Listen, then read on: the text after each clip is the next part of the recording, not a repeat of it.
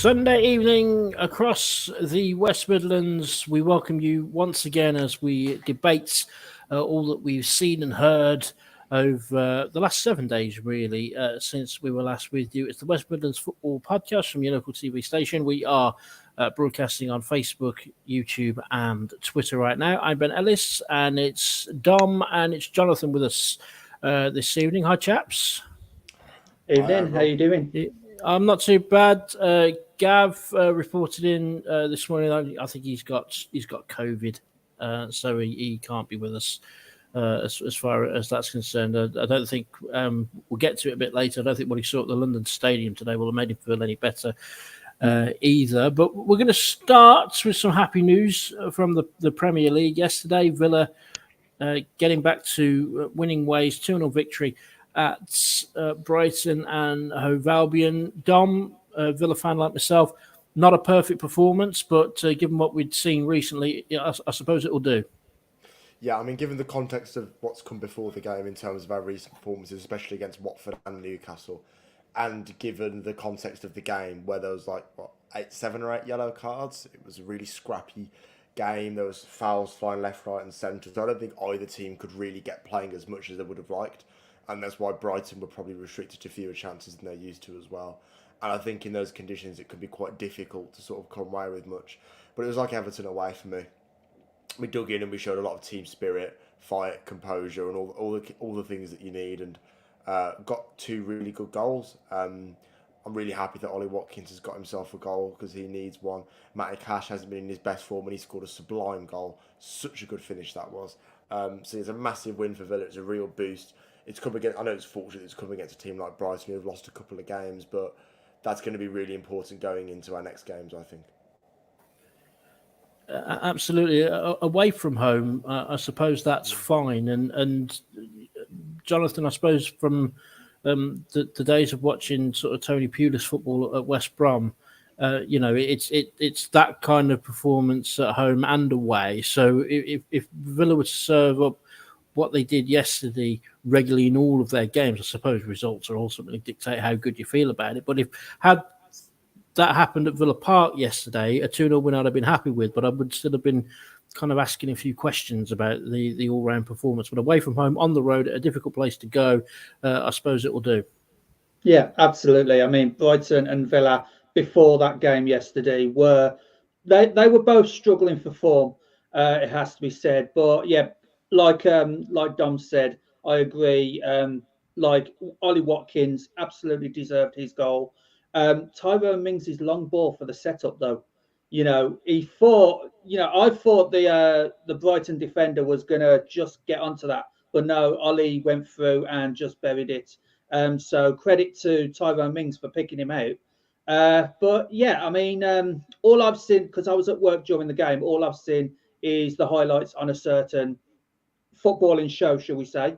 But yeah, I'm really glad that Villa did get that victory, and hopefully, like you said, that'll kick on and probably get even more good results for Villa, and hopefully they can start climbing up the table, because currently you guys are mid-table, but Crystal Palace, Brighton themselves, even Southampton and Wolves, which we'll discuss later, is starting to get into the mix as well with you guys. So yeah, really good result for you guys.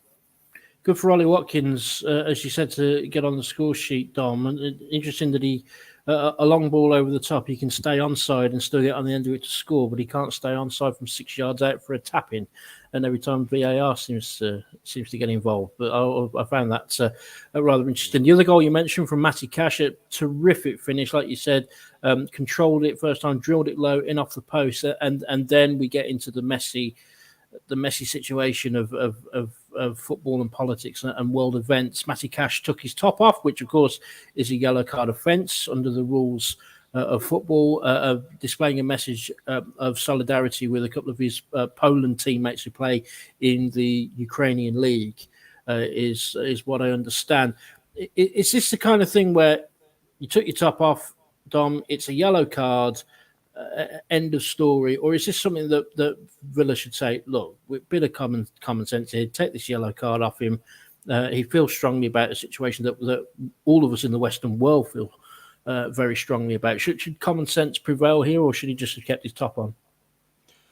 I don't think he should have took his top off. I think he should have maybe lifted his top up, because you don't get booked for that. It's taking it off fully that does that. I mean, should it be rescinded? Absolutely. Like, if you think about it in a subjective way of, like, obviously all the context surrounding it, it's a very honourable and brave celebration to make, and he deserves respect for that, not, a punishment. But equally, if you go to the FA, they'll say, look, we can't just ignore the rule for something like that, because that's the way things happen in this world. I'd rather they just got rid of the whole yellow card for taking off your top rule anyway, because most people don't do it, and even when you do it, does it really make that much of a difference? I don't know why it's such a unsightly offence compared to other celebrations that you might see. So I think it's a bit silly, but I don't think he should have took his top off. But it's not really something that Villa will care too strongly about, I don't think. I don't think we'll ever know for sure unless Steven Gerrard is asked about it specifically, Jonathan. But do you think at half time, Steven Gerrard might have had a word with Matty Cash to say, look, you're getting forward, you've scored a brilliant goal. Brighton will have a lot of possession coming at us in the second half. If you get caught out and you lunge in, you're already on a yellow card. Do you think there was a case there where Steven Gerrard could put his man management skills to the test and sort of get Matty Cash's head right for the second half? Well, I think so, yeah. I mean, we all feel very strongly about what's going on currently with current events. But, like Dom said, it's a silly yellow card.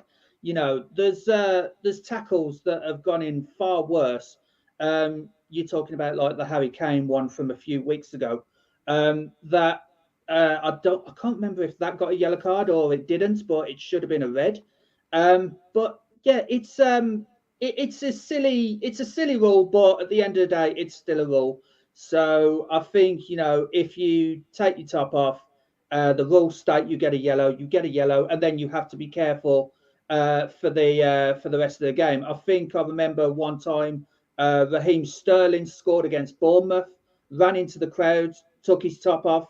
That was a second yellow, so he got sent off for that, even though he had just scored. But rules are rules, aren't they? Yeah, I suppose they are, and we'll see. We'll see where that goes from there. I suppose. I mean, as I say, 2-0, clean sheet, 3 points, everything rosy. You kind of peel it back a bit, and there are still, Dom. There are still some issues there. For me, I still think Villa are struggling in that holding midfielder role, which. For whatever reason, Marvelous Nakamba's been out long-term injured. Douglas Luiz has been put in that position. We've had a couple of weeks now where Steven Gerrard, in the build-up to games, has teased sort of mass changes, and then on Saturday it's the same midfield three as it was with Watford. Jacob Ramsey is one of the first names on the team sheet at the moment. You're always going to need John McGinn's sort of energy and sort of industry. So that sort of leaves Douglas Luiz as almost the sitting duck if changes are going to be made. He's stuck with the same three, but there are still problems there for me for Douglas Luiz. I mean, there was that one moment in the second half. I don't know if you remember. It was one of the laziest balls in field I've seen in a long time.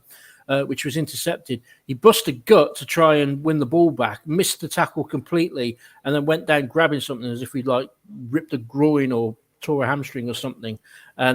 Which I don't think he probably did. I think it was just a frustration at sort of where he is with his game at the moment. Did you see? Just taking the example of Douglas Luiz, he's going to be one of the first ones. That's when Steven Gerrard can make the changes and get the players that he wants. Do you think Douglas Luiz is going to be one of the first ones out? I think it depends. I think Douglas Luiz has shown, while under Steven Gerrard, when Nakamba was fit, that when he plays in one of those number 8 roles, he's fantastic. We used to play Jacob Ramsey in one of the front three, and then Luiz in the midfield three, and that worked really well. I think Douglas Luiz is a good player. He's got a lot of talent. You can see that. But as you say, my question is, there's so many other players in his position. I just don't see what he uniquely offers over other ones, because while Morgan Sanson isn't a defensive midfielder either, I think he has the characteristics from the cameras that we've seen him in to fill in, and especially given the tactical changes Gerrard made. I know you talked about how Gerrard sort of teased mass changes and hasn't made them. I definitely thought that for the Watford game. I was astounded at the lineup, but what was relieving or pleasing about Saturday is that he changed the system slightly. He had, instead of having 2 number 10s and a number 9, he had 1 number 10 and 2 number 9s with Watkins and Ings together, and it just seemed to work. And the ball seemed to sort of stick at the top a lot more. The fullbacks weren't going quite as high. The midfielders were being a lot more conservative, and that meant we looked a lot more solid defensively, a lot more compact as well. So I hope we carry a lot of that forward into our home games, and then we can play some better football as well, as you say. Yeah, we spoke, Jonathan, over the last month or so on the podcast, how we found it interesting that Coutinho and Buendia can function in the same team, but Watkins and Ings can't. We've almost seen that flip around now. That particularly last week, obviously, I doubt you'd have seen the full 90 minutes of the Villa Watford game. I was unfortunate enough to be inside Villa Park to put up with that. And it's almost kind of flipped round now, where Steven Gerrard said in an interview this week that he sat down with both Danny Ings and Ollie Watkins and said, "You two are my goals. I want my goals out on the field, and you two figure it out about how you're going to play together, and I'll support you with any way I can in getting it right behind you." And one of the ways he sort of did that was to say, right, it ain't going to be Coutinho and Buendia in the same team. And for better or worse, Buendia might not like it, but Coutinho is Gerrard's man. Yeah, absolutely. Coutinho is he's his star signing. And it says wonders for Gerrard's man management, as you mentioned earlier. With Ings and Watkins, he's got 2 great strikers there. Ings has got bags of Premier League experience. Watkins has come up the ranks with Brentford and now joined Villa. For two strikers not to work together as well, it is a real problem. So Gerrard has identified that problem and sat them both down, as you said, and just had a word. And of course, the person I feel sorry for most is Buendia, because he started on the bench, I believe, against Brighton. But Coutinho's Coutinho, for want of a better word. But I'm glad Danny Ings and Watkins have figured, they've made progress, especially with Watkins' goal and everything like that. But it's nice to see them make a bit of progress at the moment. Absolutely. And another thing, Dom, it's been reported, obviously, we like to play fantasy football in terms of what Villa could do in the summer, given what happened in the January transfer window, who could be kind of available. But don't forget, there is what is regarded as one of the best academies, not just in English football, but in world football. And we've seen the latest one come off the conveyor belt, and I do struggle with the pronunciation, so I'm going to work through this, and that's Tim Oregbenham. That's what I'm calling him. I don't know if I pronounced that right or not. He came on towards the end of the game, and he could be, if not a starter, once Nakamba's fit, if you're looking for that holding midfielder role, he could definitely bolster sort of Villa's options coming through, because he came off. I mean, Villa are 2-0 up, and there isn't long left, but he didn't seem phased by stepping onto the Premier League stage. No, Oregbenham is one of the academy's top prospects. We signed him from West Brom, and he was West Brom's Academy Player of the Year. He's 19.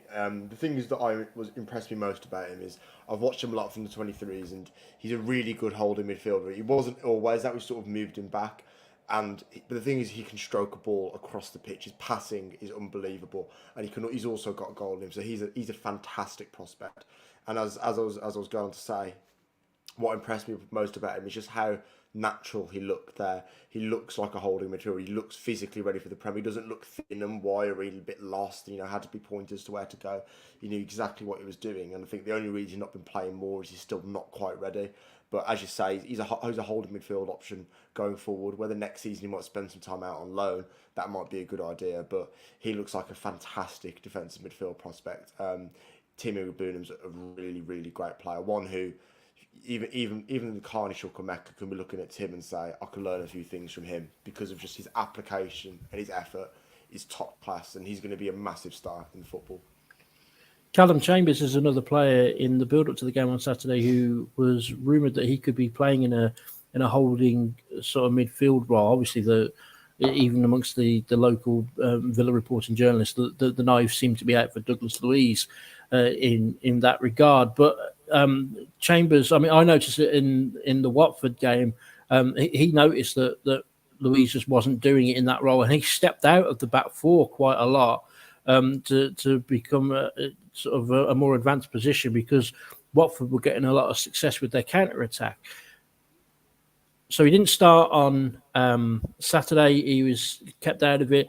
I thought Tyrone Mings I get the feeling he's more comfortable if he's playing alongside Ezri Konsa, who was back after his suspension for his red card. So, yeah, on the face of it, 2-0, clean sheet, stop the rot, back to winning ways. And now, Dom, what looks like a very tricky encounter with Southampton at Villa Park on Saturday. I mean, they're in red-hot form, Southampton. They are. We're sort of playing them at the worst possible time, actually.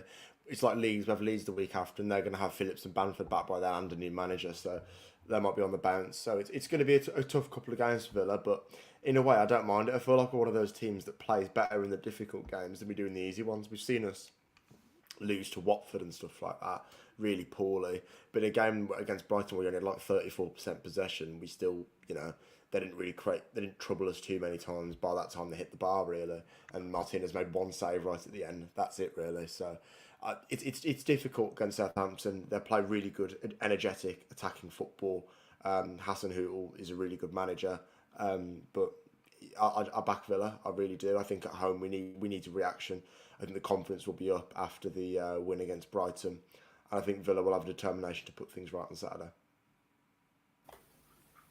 I think you might be right there. So we'll have to wait and see how that pans out. Villa looking for a strong finish to the season. Just there was a bit of a looking over our shoulders kind of thing, but I don't see that being a problem now, even though on paper the remaining fixtures do look very tough for Villa. But yeah, a good win on Saturday. It's the West Midlands Football Podcast from your local TV station on Facebook, on YouTube, and on Twitter. Continuing with the Premier League. And our regular Wolves fan, Gav Longthorne, is not with us at the top of the show. I think he's suffering with a bit of a bout of COVID. What he would have seen, as we said, at the London Stadium today wouldn't have made him feel any better. But it's not just today, Jonathan. It's back-to-back defeats because going down 2-1 at Arsenal on Thursday night, I don't know about you, and I know you look at Wolverhampton Wanderers with total sort of impartiality and objectivity. I felt they were unlucky on Thursday. I thought they were dreadful today. Yeah, absolutely. What I saw of the match today, I didn't think much could have been done. To be honest, in terms of their tactics, because West Ham were just, West Ham were more likely to score. It has to be said, even at 0-0.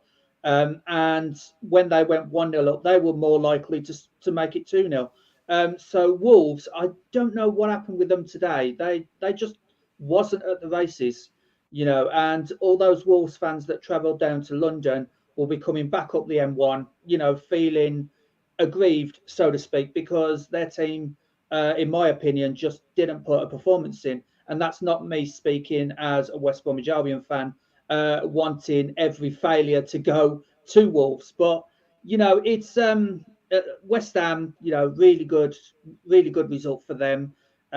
Wolves, they are slipping down a bit. As I said, they might come into the mix with Aston Villa. They're only 10 points ahead of Villa. So if Villa do start a run going and Wolves continue to slide down the table, then there may be a mid-table battle between Wolverhampton Wanderers and Aston Villa. But yeah, great win for West Ham today. Dom, I think we're ultimately going to see, as well as they've done this season under Bruno Lage, the lack of serious transfer activity in both windows this season is ultimately going to cost them, isn't it? I think I've said that about Wolves for every season for the last 3 seasons, so I don't really feel comfortable saying that. Like, I think it definitely could happen, but the law of averages says that it should happen, absolutely. But Wolves always seem to have this habit of just continuing on anyway, sort of like Leeds, but then again, Leeds have been undone this season, so you never know. I rate Bruno Lage, I rate what he's trying to do, but when you've got a team that's punching above its weight in terms of where they expect it to be, especially a tough game away like West Ham. Yes, they haven't been in the greatest of form, but they're a tough team to play against, and they're a good team, and they're looking for a win. So, you know, you're going to have a bad day. It happens to every football team. It's not ideal. It's not the way that the manager will look at it. The manager will go, right, this is what I want to improve, and that's the way the manager should do it. But sometimes you just got to, I think, you hold your head up and go, look, we haven't been great today, but next week let's put it right, and then they can sort of get over that hiccup. But it could also turn out to be something of a bit of a stalling, but remains to be seen, I think. Looking at the stats today, and I think it's kind of clear. I think Dom's left us for a split second. Dom knows back. Looking at the stats today, they had 61% possession at West Ham. Only one shot on target in the 90 minutes, and I think there sort of in lies the problem.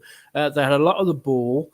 They had it in what West Ham, who are against a very well-organised, well-drilled side, like any side under Dave Moyes would be. They had the ball for prolonged periods in areas where they just weren't going to hurt West Ham, so it was sideways and ended up going backwards, building again, and then they'd get to the final third and they're sort of running out of ideas of kind of what to do. And as I say, you sort of draw your own opinions from watching a game, sort of objectively. But obviously, knowing we wouldn't have our Wolves guy on tonight, I had to do a bit of research through social media with what Wolves fans were saying. And that's what pretty much what they were coming up with, the frustration of going sideways and backwards all the time. It's all right having 60% of the ball if you don't do anything with it. I remember Champions League, I think Celtic beat Barcelona with just 17% possession, famously one night. You know, it's not all about having the ball all the time.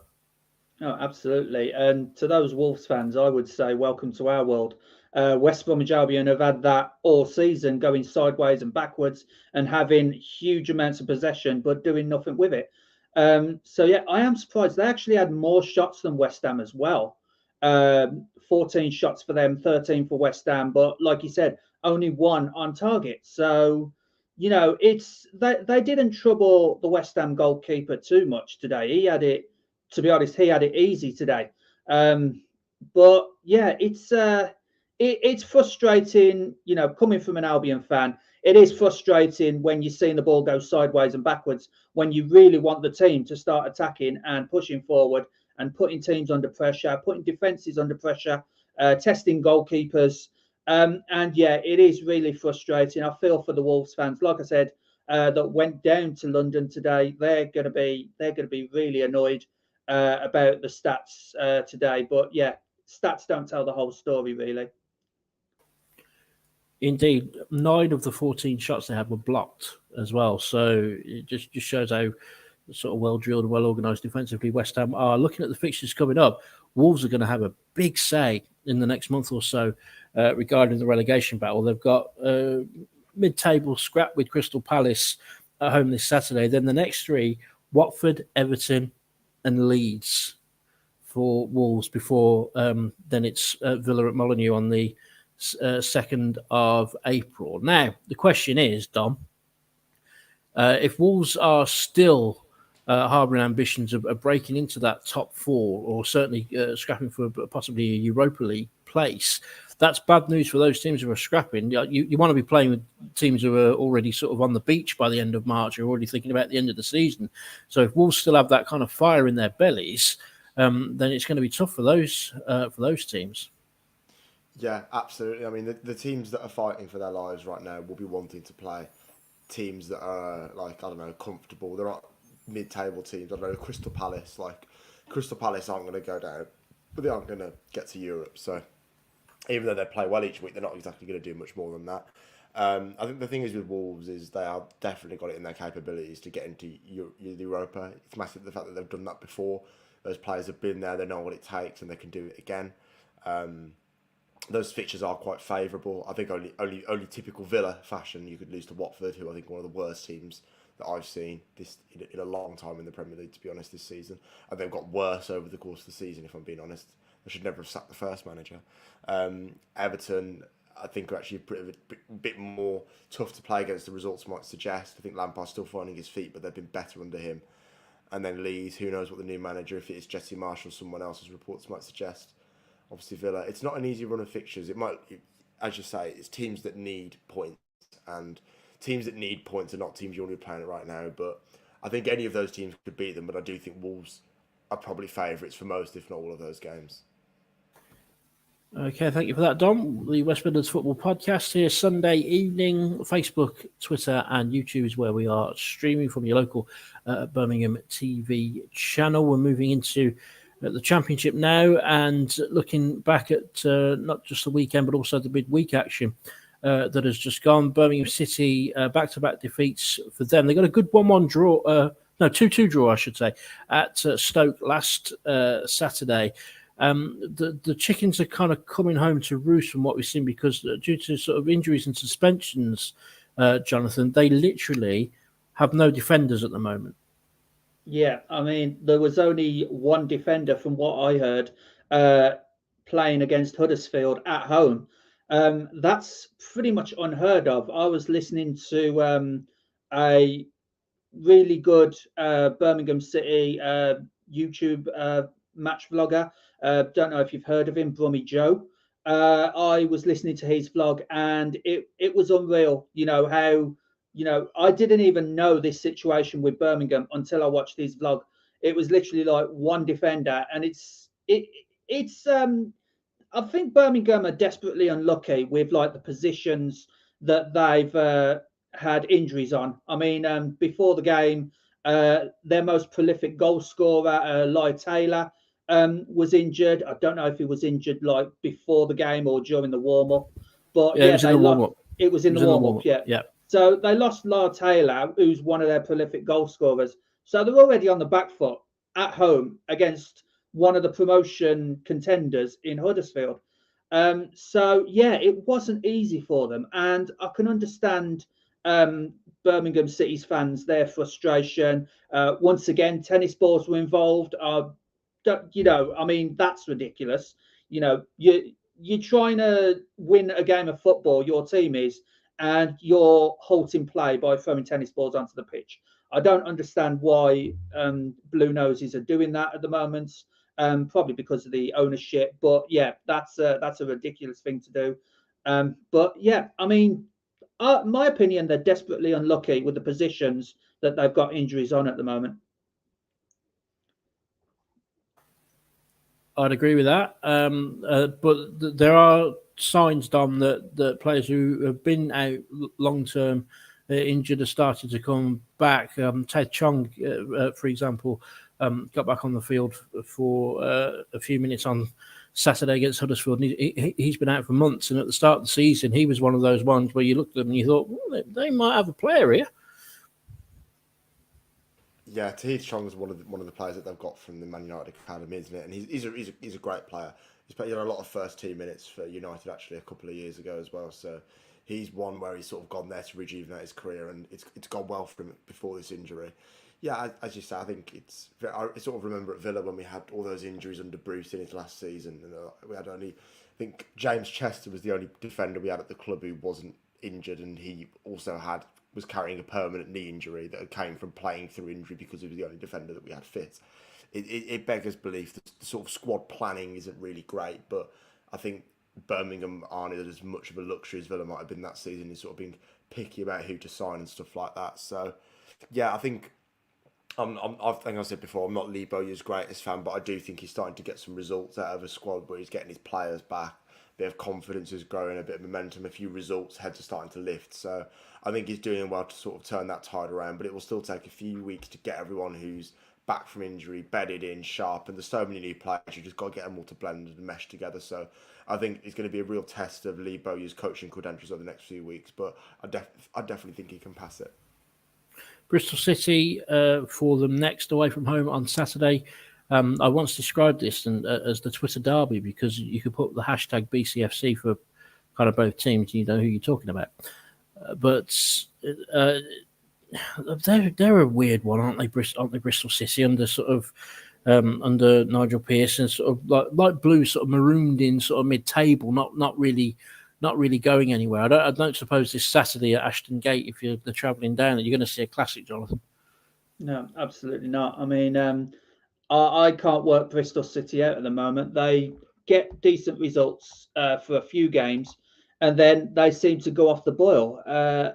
Like you said, at the moment they're 16th, a few places above Birmingham at the moment. But yeah, I'm just looking at their form, and it's like 3 losses, 3 defeats from the last 5. So literally just as bad as Birmingham City. So it's a tough call, this one. It might actually be a draw, to be honest. But yeah, like you said, Bristol City, Birmingham City, BCFC. So yeah, I call it the BCFC derby. So so yeah. I love a good hashtag me though. So it's where you want to be. So moving on to West Bromwich Albion. Obviously they play tomorrow night against Swansea on the telly. Somebody at Sky Sports must think that the nation wants to watch West Bromwich Albion almost every week, which kind of cotton. I mean, I understand at the start of the season when you're picking your games that, okay, they're going to be one of the teams that are sort of there or thereabouts, so we'll pick a few there. But well into the season, then when you start choosing your games, yeah, wow. I mean, I'm Jonathan. I'm so looking forward to this tomorrow.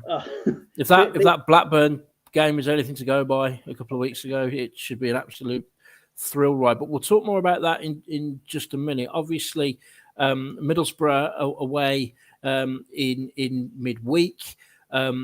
Steve Bruce on the back of that, and also the Luton game last Sunday, which obviously we didn't get you on to comment on this podcast. Yeah. Steve Bruce is very quick to come out and criticise the players afterwards for their lack of reaction to conceding a goal. He's saying he can only set them up and be as organised as they can, but things go against you in games, and you need to see a spark, you need to see a reaction, and he's not seeing that from those players.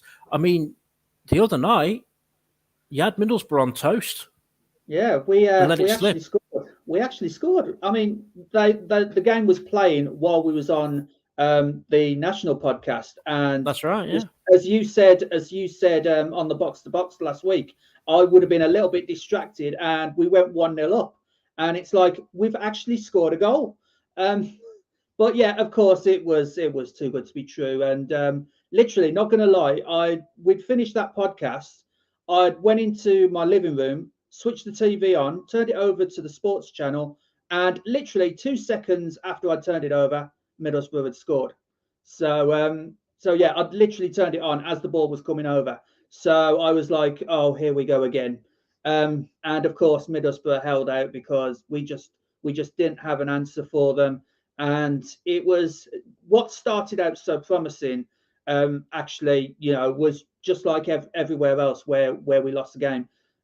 Progress was made in the fact that we've actually scored a goal, first time in like 4 or 5 games. So that was a positive. But the problem it was who scored it. It was a midfielder when you've got the likes of Andy Carroll, Callum Robinson, Carlin Grant.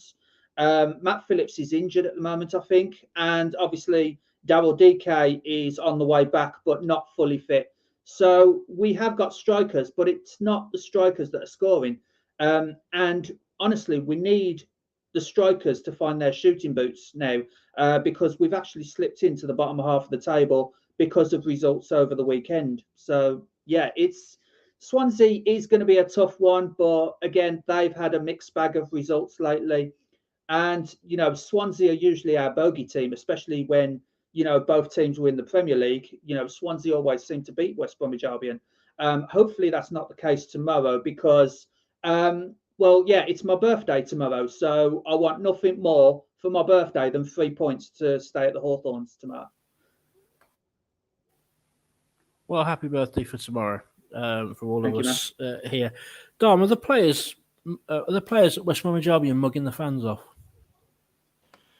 I don't think it's as simple as that. I don't think the players at West Brom are in much form, but I don't agree with Steve Bruce's press conference saying that players need to give a reaction. Yeah, I get that point. I do get that. Ultimately it comes down to what players do on a pitch.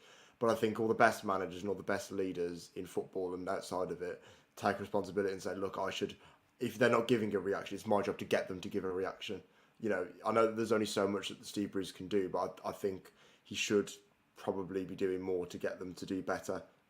They've not been scoring, they've not been playing well, and I know they've got a couple of injuries, but it's not been great. I don't think the fans are being mugged off. I just don't think they're getting much inspiring leadership, and I don't think they're really being lifted out of their rut very effectively. Because when you have a manager who's not doing very well like Ishmael was, you need someone who's going to galvanise the team, and I don't think Steve Bruce is that man. All right, Jonathan, I'll ask you the same question. Do you feel like you're getting mugged off? Well, it felt it for a long time. Obviously, with Valérien Ismaël, I've said plenty of times on various podcasts, we had no plan B under him. Going to games, I'm a season ticket holder at the Hawthorns.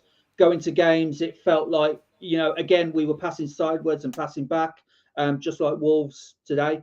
And it did feel like we were getting mugged off. And obviously, as you probably heard, we were letting our thoughts known to the club and to the board, and they reacted in a way where, okay, we'll get Valérien out, but we wait 2 days after the transfer window shuts to get a new manager in. And it's basically, I work in retail and I work with heavy machinery. It's like changing the operator, but keeping the same broken down machinery. And that's never going to work. If you change the operator but expect them to do the same job with the same equipment, then it's just not going to happen, I'm afraid.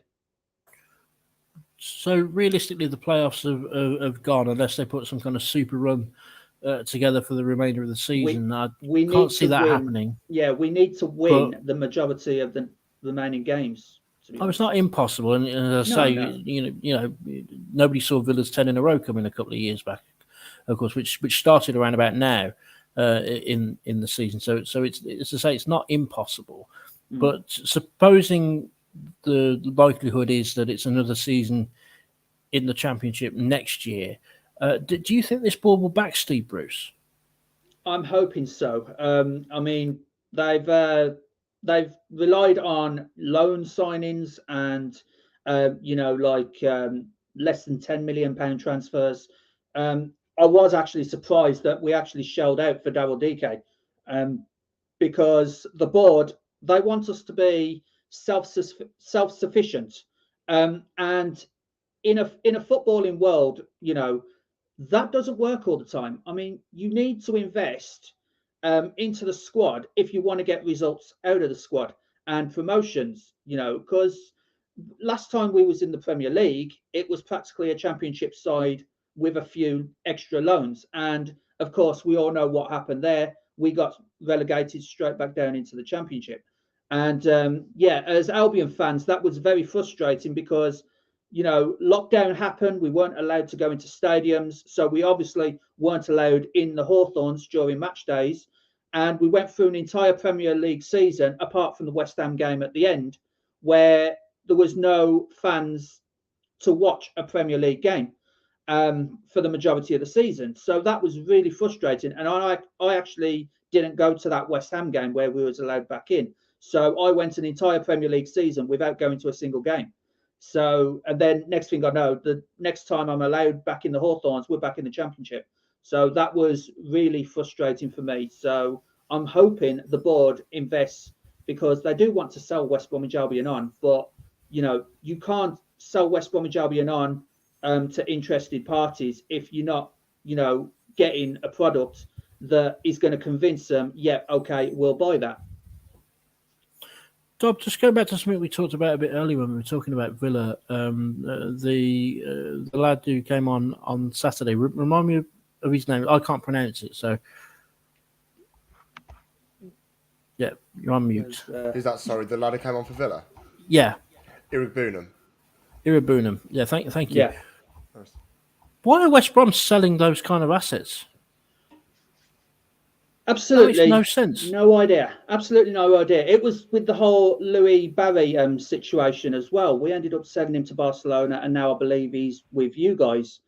But yeah, I have no idea why we're selling assets like that. I mean, how Robson-Kanu, okay, he didn't score a goal every game, but he was effective, in like getting draws and maybe turning defeats into draws as well. So, and possibly even snatching the odd late goal when it looked like it was 0-0.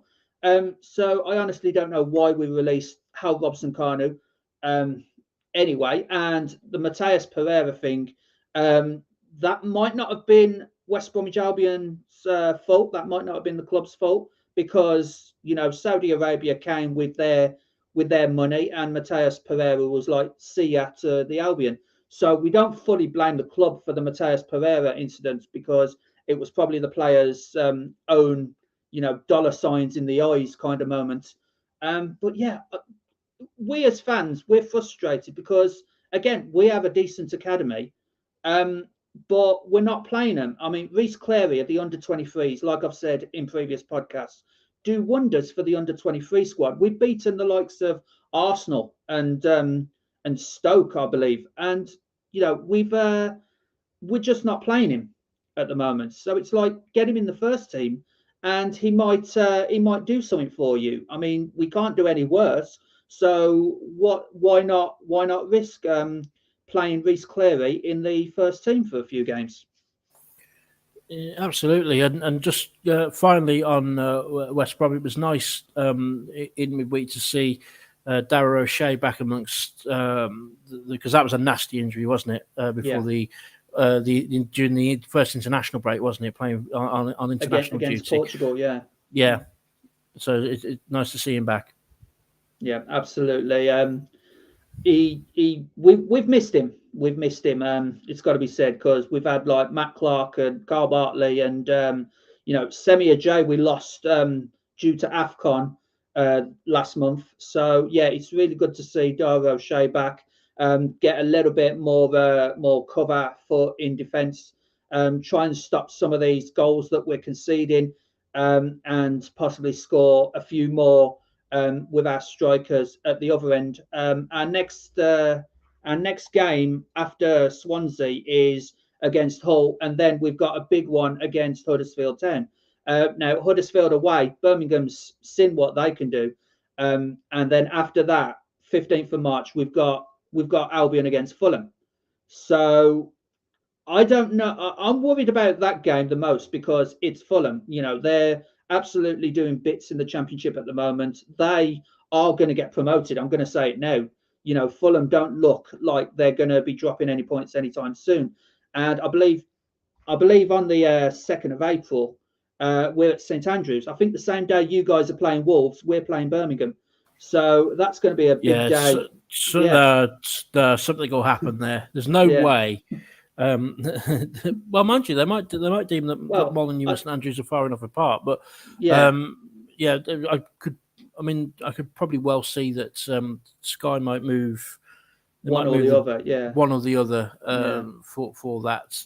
Just finally on the West Midlands Football Podcast, we'll let you off early this week. There's a new manager in charge at Walsall, Michael Flynn, who has had an interesting start to his time at Walsall. They were really struggling in the latter days of Matt Taylor's reign. I think they lost 5 on the bounce. But then they go and beat, after the sacking of Matt Taylor, they beat the top 2 in the division, Tranmere and Forest Green, without conceding a goal. Then they lose 5-0 at Swindon in midweek. And then yesterday, they win again in front of the home fans at the Banksy Stadium. Dom, I think for sort of League Two, and unfortunately how it's been panning out for Walsall, the lower half of League Two, Michael Flynn's a good appointment. Yeah, I was about to say that. Michael Flynn is an unbelievable appointment. I think he was at Newport County previously, and he was there for a long time. He lifted that club up to a point where now they're really good, really, really good in League Two. Actually, they've got a Villaloni, Finn Azaz there. Another one who I think they got from West Brom, actually, Finn Azaz. He's 22 years old. He's banging them in for Newport from attacking midfield. But yeah, Michael Flynn's did a brilliant job there. I know that they've lost to Swindon with Louis Barry getting 2 of those goals, Villaloni. But yeah, it's a brilliant appointment. The results have been fantastic. The performances have been much better. And I think things can only get better for them when he starts to shift out some of the players who have been partially responsible for the previously poor results and gets in some of his players, because he'll have a pull now. Walsall will now be a more attractive club to go to in some, because they've got a manager who's really good and above the level where they're at, and they're getting results which are also above the level they're at. So punching above their weight on the pitch means you can punch above your weight off the pitch as well. So this summer could be a really interesting one for Walsall. Not just the manager as well, though, Jonathan, but I mean, if you manage to get Lee Tomlin in, I mean, he's at least sort of League One standard, and he could probably handle himself in the Championship. Yeah, absolutely. He's a really good signing for Walsall. They were hovering about the relegation zone a bit, but yeah, like you said, they've won 3 of the last 5, and 2 of those are against League Two promotion contenders. So yeah, I see good things for Walsall now that they're under new management and they've got decent players in. So yeah, really, really good times at the Banksy Stadium for the rest of the season. And obviously, you know, the term is steady the ship. I think the ship is a little bit steady, not completely. Just a few more wins for the rest of the season. Probably finish mid-table, and then let's see what happens for Walsall next season.